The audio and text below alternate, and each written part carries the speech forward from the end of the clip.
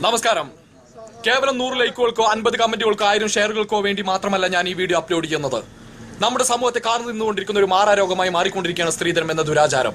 കന്നുകാലി ചന്തകളിലെ അറുമാടുകളെ വിലപേശി വിൽക്കുന്ന പോലെയാണ് വിവാഹ കമ്പളത്തിൽ ഇന്ന് ദല്ലാളന്മാരും വരന്റെ മാതാപിതാക്കളും വിവാഹം എന്ന കച്ചവടം ഉറപ്പിക്കുന്നത്. സ്ത്രീധനം എന്ന ദുരാചാരം മൂലം പല പെൺകുട്ടികളും പല വീടിന്റെ ഇരുട്ടറകളിൽ കണ്ണീരൊഴുക്കി മംഗല്യഭാഗ്യം ലഭിക്കാതെ ഇന്നും കാത്തിരിക്കുകയാണ്. എന്നാൽ ഞങ്ങളുടെ റൂമിലുള്ളവർ ഒരു തീരുമാനമെടുത്തിരിക്കുകയാണ്. എന്താണ് നമുക്കായിരുന്നു പരിചയപ്പെട്ട് നോക്കാം.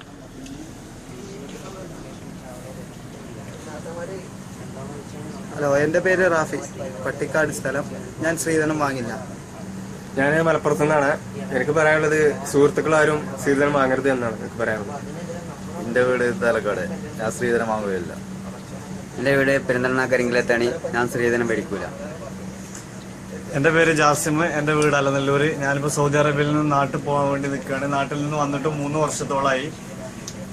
ഇതുവരെ പോകാനുള്ള ഒരു സാമ്പത്തിക സ്ഥിതിയിലല്ലാത്തതുകൊണ്ട് പോയായിരുന്നു. ഇപ്പം വീട്ടിൽ നിന്ന് വിളിച്ചിട്ട് കല്യാണം കഴിക്കണം എന്ന് എല്ലാവരും ആവശ്യപ്പെട്ടിട്ട് ഇപ്പം അങ്ങനെ നാട്ടിൽ പോവുകയാണ്. വന്ന സമയത്ത് പോകാൻ കഴിയാതിരുന്നത്, നാട്ടിൽ നിന്ന് വന്ന സമയത്ത് ഇവിടെ വന്നിട്ട് 3 വർഷത്തോളം പണിയെടുത്തിട്ടാണ് 2 പെങ്ങന്മാരെ കല്യാണം കഴിപ്പിച്ചയച്ചത്. അതിലുള്ള കടയൊന്നും വീടിയിട്ടില്ല. ബാങ്കിൽ നിന്ന് ആധാരം പണയം വെച്ചിട്ട് ലോൺ എടുത്തിട്ടായിരുന്നു 2 പെങ്ങന്മാരെ കല്യാണം കഴിപ്പിച്ചു വിട്ടത്, സ്ത്രീധനം കൊടുക്കാൻ വേണ്ടിയിട്ട്. ഇപ്പോൾ ഇവിടെ വന്നിട്ട് മാസം പണിയെടുത്ത് കിട്ടുന്ന ശമ്പളം മാസം ബാങ്കിക്ക് അയച്ചു കൊടുക്കുകയാണ്. പിന്നെ ഈ ശമ്പളത്തിൽ തന്നെ വേണം ചെലവിനുള്ള കാശും കിട്ടാൻ. അപ്പം എല്ലാം കൊണ്ടും വളരെ ബുദ്ധിമുട്ടാണ്. പിന്നെ കൂട്ടുകാരന്മാരൊക്കെ സഹായിച്ചിട്ട് അങ്ങനെ നാട്ടിൽ പോവാണ്. അപ്പം വീട്ടുകാരും വിളിച്ചിട്ട് പറഞ്ഞു, എന്ത് നാട്ടിൽ വന്നിട്ട് കുറച്ച് സ്ത്രീധനം കൂടുതൽ മേടിച്ചിട്ട് പെണ്ണ് കെട്ടിയാൽ മതി, നമുക്ക് നമ്മളെ ബാധ്യതകളൊക്കെ തീർക്കാം.